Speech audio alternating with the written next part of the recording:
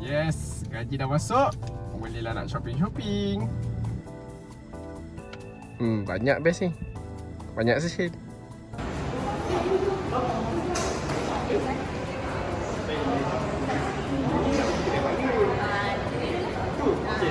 Kita masuk je satu kedai ni nak.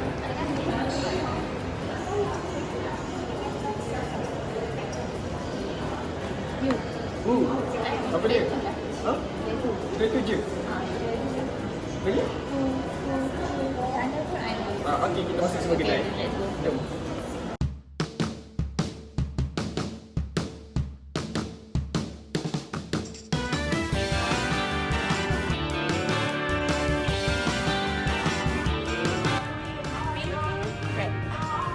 Dua-dua boleh. Dua-dua boleh. Dua-dua? Okey. Ambil dua-dua.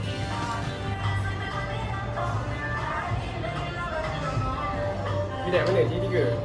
Nak G3, ambil je semua. Bayar.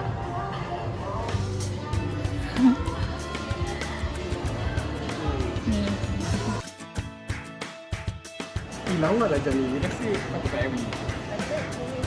Serius lah? Itulah 4,000 je kan? Itulah, I rasa nak beli kan. Okay.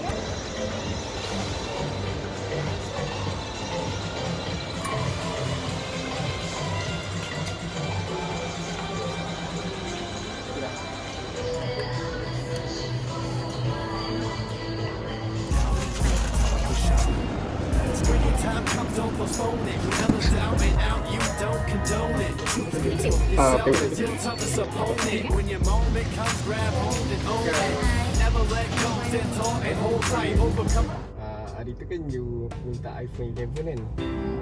Cuba tengok kat bawah sini. Ada apa? Tengok je lah.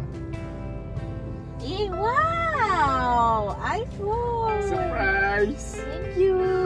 You, kita pergi honeymoon tak? Okey je. Tak pergi mana? Pergi Paris tak? Lagi mana? Pergi dulu lah. Okay, duduk. Lagi mana? Ikut time you. Okey je. Kita pergi minggu depan.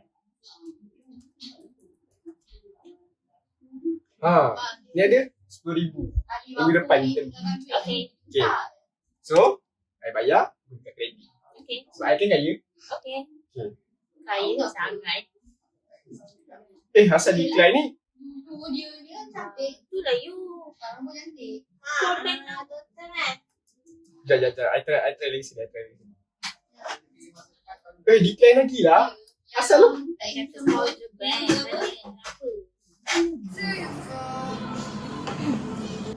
Kenapa? Hello cik. Saya nak tanya ni, kenapa saya punya kad kredit ni decline Saya rasa saya dah bayar, tak ada masalah pun sebelum ni. Hello. Kejap encik, saya cek dulu. Encik dah kena blacklist dah lama, tak bayar hutang kat kredit 3 bulan. Oh, macam tu rupanya. Kalau saya nak buat pinjaman peribadi boleh tak? Sebab saya memang nak urgent ni guna kad kredit ni. Saya nak pergi Maldives dengan Paris dengan wife saya ni. Kita orang baru honeymoon kot. Encik boleh buat pinjaman peribadi, tapi nanti kalau memang encik bertambah lah. Macam mana ya? Okeylah, boleh lah. Kita proceed je dengan pinjaman peribadi tu, okey? Aduh, untung dah berlambak pula ni kat kredit lagi. Nak bayar rumah lagi, nak bayar kereta lagi. Perbelanjaan pun banyak juga ni. Aduh, macam mana ni?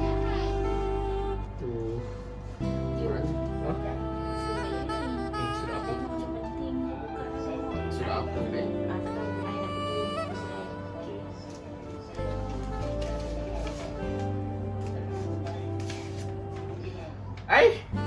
Aduh, macam mana boleh berhenti kerja ni? Salah lah. Aish, macam mana aku nak bayar hutang? Kereta lagi pun. Ambul. Apa pula ya cik, kenapa Saya terpaksa tarik kereta encik kan sebab encik dah 3 bulan tak bayar. bila masa bulan saya tak bayar, saya rasa saya dah bayar lah kereta.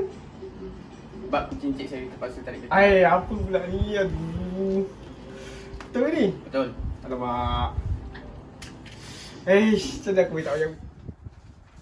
You. Apa ni? Apa ni? Ha? Tengok ni.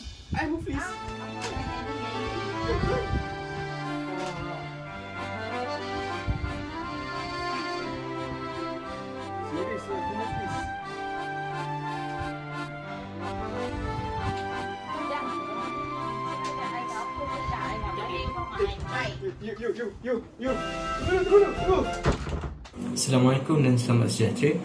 Jadi, daripada video yang kita lihat tadi, sebenarnya situasi yang terjadi kepada Hakim adalah situasi yang sedang terjadi kepada ramai individu di Malaysia tanpa mengira bangsa ataupun agama. Jadi, masalah pengurusan kewangan yang lemah ini berlaku dalam keadaan yang sangat teruk sehingga terdapat warga negara Malaysia sendiri yang baru sahaja berusia 18 tahun yang sudah pun diisytiharkan muflis. Jadi, sehubungan dengan itu, seramai 64,632 rakyat Malaysia direkodkan muflis dalam jangka masa hanya 4 tahun, iaitu dari tahun 2014 sehingga tahun 2018. Ini memberikan kesan yang sangat mendalam bukan sahaja kepada sosial masyarakat, malah ia memberikan kesan terhadap makroekonomi di mana ia menjejaskan pendapatan negara. Jadi, bagi mengatasi masalah ini, agensi kaunseling dan juga pengurusan kewangan telah memperkenalkan program pengurusan kredit ataupun PPK sejak tahun 2006.